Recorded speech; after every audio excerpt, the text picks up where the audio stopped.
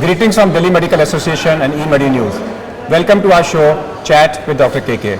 We have with us Dr. Gauri Kapoor, who is a pediatric cancer specialist, oncologist at Delhi-based Rajiv Gandhi Cancer Institute. Welcome to our show. Thank you. When we talk about cancer, people usually correlate cancer with breast cancer, cervical cancer, lung cancer, oral cancer, so-called the number one cancers in the country. But we do know about the children also get cancers. What are the commonest cancers in children and how to suspect? So childhood cancer is rare, you are absolutely right. It only constitutes 3% of all the cancers. And lung, cervix, prostate cancer do not occur in children. Childhood cancers are fast growing cancers, they are blastomals, yeah, they occur from immature cell. They don't occur from epithelial or mature cell like adult cancer. The most common cancers are blood cancers and lymphomas and brain tumors. So these are all highly curable. The other tumors are bone tumors, bone and soft tissue sarcomas. Then there are abdominal tumors like hepatoblastoma, kidney tumors or nephroblastoma and neuroblastomas. In addition, a lot of other retinoblastomas are there and unusual or rare tumors are there. But these are the common ones and many of these have very high cure rates, and so early recognition is very important. If we don't do early recognition... When you say very high cure rate, means 5 year survival is? Okay, so in the 60s, cure rate was 20%, but today 70 to 80% and some cancers up to 90% cure rate is there. Yuvraj had germ cell tumor which occurs in children and young adults, it has 90% cure rates. So there are cancers... No, again, but we define cure rate in adults as 5 year survival rate. Yes, even in children... Are you talking about 5 year survival rate or... Once a child survives 5 years from cancer, means he is cured for life. It is unlikely to come back again.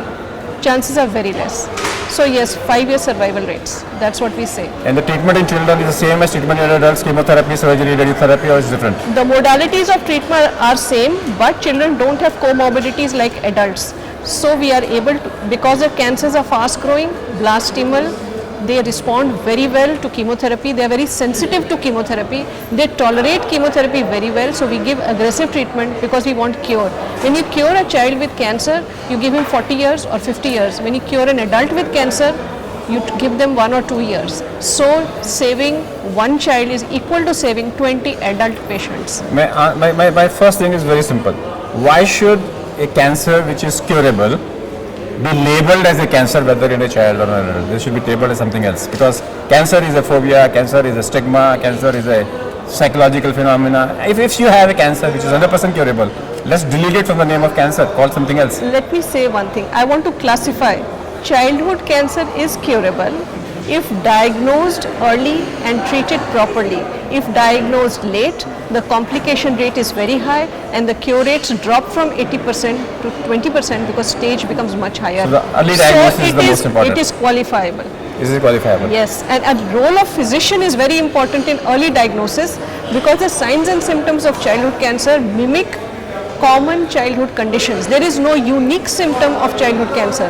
They are heterogeneous, they are rare and they mimic common childhood conditions. Therefore, early diagnosis के लिए it's very important that physician is alert and has what we say high index of suspicion. Only then he can diagnose it early.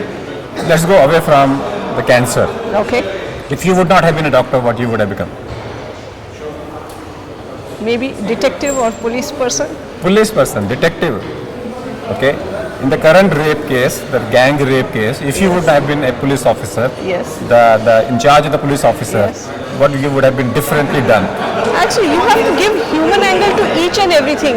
You cannot say you are policeman and this is my job. First of all, you are actually providing the security for the community.